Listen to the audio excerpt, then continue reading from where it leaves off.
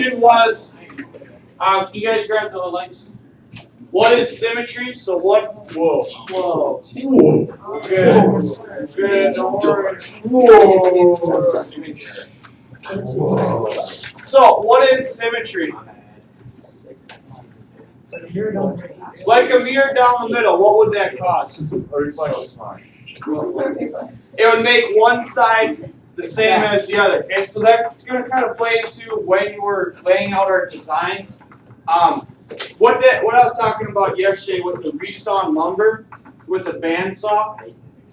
Here you have, basically this is what resawing technique is. That the board is turned on its edge, and you have basically a pivot point here, and you kind of eyeball it and cut it down the center. Alright, so what you do is you resaw that.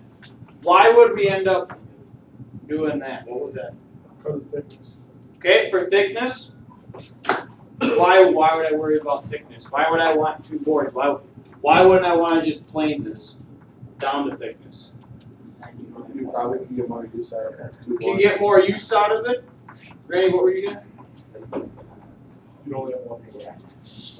Oh, you only have one board. Okay. What this also leads into is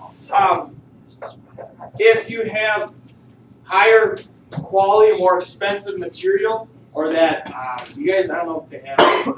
What's that show? Axemen or whatever, where the guys actually go down and pick up the logs out of the riverbed. Okay, so those are expensive logs. So this may be one technique that they use for resawing it to kind of create a veneer. We'll talk more about what veneer is once you start getting into plywood.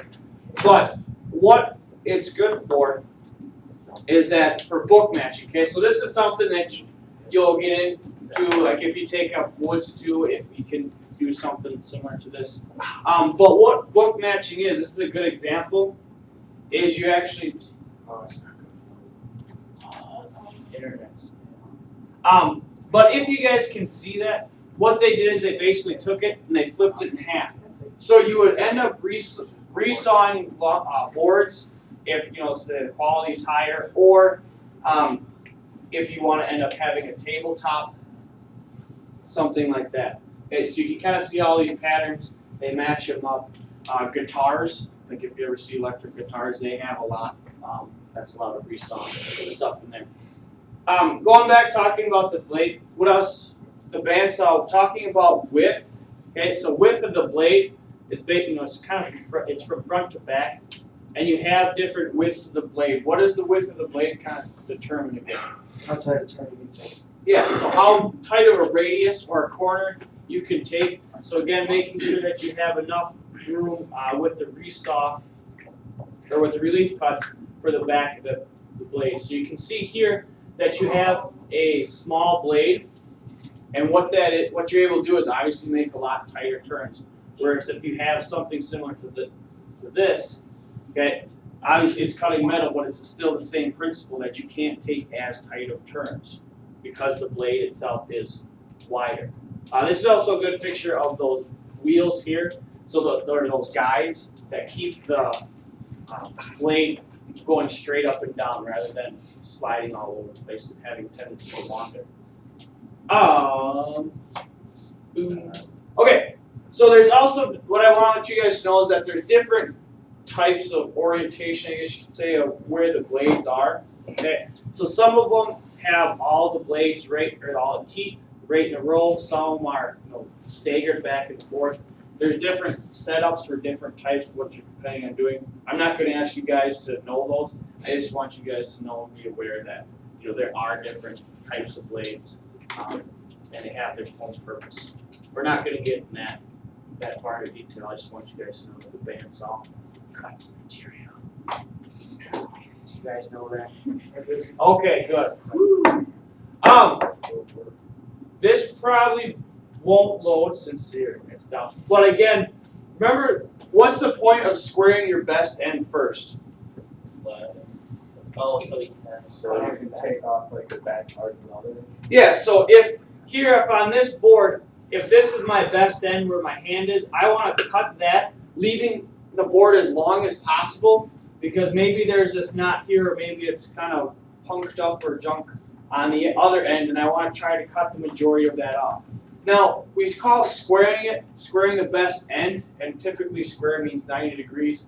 However, since our legs call for a miter, our squaring the best end is going to be actually cutting the final miter, okay, or the miter ends. So when you square it, if you can see, I don't know if this will play. Where's it good at? Basically, take all your boards. No. What's that? I can go like this. Yes. Well, what you want to do is, again, making sure that you have your outside face is going to be the longest face, the longest surface, and you want to square the best end of your boards on all of them. Then you want to cut them to length. Okay, so again, using that template technique, things like that. For cutting your rabbets, that's played out. Ooh, it is loaded. An important part is that I want to make sure is that it's the same setup as the saw. When you're measuring, make sure that you're measuring from the fence to the far side of the blade, and then the height as well. And make sure that when you guys are measuring for the height, you're measuring at the top, right? It's a circle of a blade, or a blade is a circle, I should say. So you want to measure from the base or the table to the topmost peak. Okay, so you're not back here because you're not getting an accurate reading. Then the big thing with that is making sure that I would suggest running it through twice so that you can have a smooth edge. So when you place your plywood on there, you're going to have a nice smooth edge against it. Okay. So you guys have already been doing it. You found out that it'll actually what'll end up happening to the board when you send it through. It'll lift up a little bit because you're taking off so much material, and or our blades are getting a little dull, that it's actually causing it to lift up. And if you do that, what you'll do is you actually get a wave cut like this. So what you want to do is send it through a second time while it still has the same setup. So you should be able to run your finger down it, and it should feel smooth. If you feel any like bumps at all, I'm talking about the board, not the table saw. Okay, don't run your finger with the board. You should be able to run your finger over the edge, and it should feel smooth. One of the things that I want to talk. Another thing. I posted on Edmodo for sanding because you guys are getting to that point here. So this is the video for sanding. It's on Edmodo right there. The group number is PPCTWW. I know there's still people aren't out there that aren't signed on to it. Can't necessarily help you if you don't want to help yourself. But last thing I want to talk about is you guys are getting to that point where you're starting to set up your designs. So, let me get this set up. You grab one of the lights.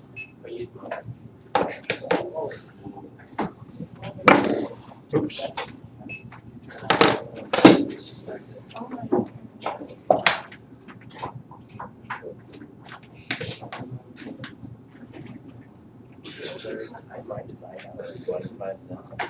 I'm just going to show this because not everyone might be doing the same, but thank you though.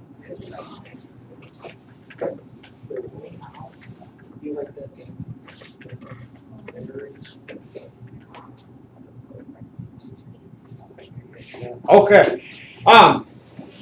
When you guys are cutting your design, the first step that you want to make sure that you have is cut your tape. Make sure you have it dealt with width and length. Okay, so before you guys are dealing about what design you have, you should have your tapers cut or your miters cut on your ends.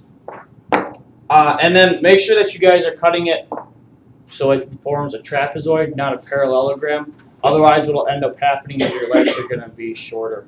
Okay, and if that happens, then we'll just have to, everything else will just be scaled down. So, one of the things we talked about symmetry, right? What is symmetry again? Same like on one side. Yep, so same on both sides. If I were to take, draw a line down the center, it's the same on the left as it is on the right. Now, 9 times out of 10, almost 99%, you're going to always want to make sure that your profile or your design is the same on each side. So what you can actually do is here's again those dimensions of how far it needs to be. So 3.5 inches in from the extreme ends. So what that means on this part here is if we were to measure in 3.5 inches, 3.5 inches, and then down 1.5 inches from the extreme top. So if we were to draw in that box, that's your design area. Some of you guys may be doing a design that kind of like up in the front, or even just a simple arch like this. And what you want to do is get it so that when you split it down the center, it's going to be the same on the left and the right. A tendency that when people draw it or sketch it out, they'll have one side that'll be, you know, the arch that they want, but then the other side will kind of, just based on the national or the position of what hand they are, you'll have something that kind of looks like that. Okay, it's not necessarily the best because it's not even, it's not symmetrical, right? You can tell that unless I had another one on this side, unless I wanted to do something like this, where I had a dip down on both sides, okay, and this arc would continue like that.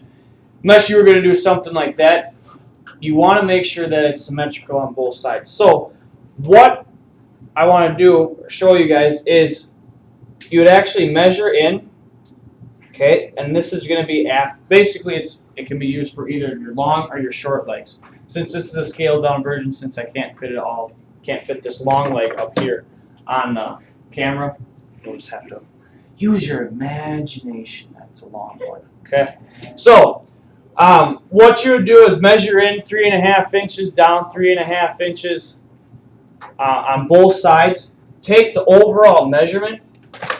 Okay.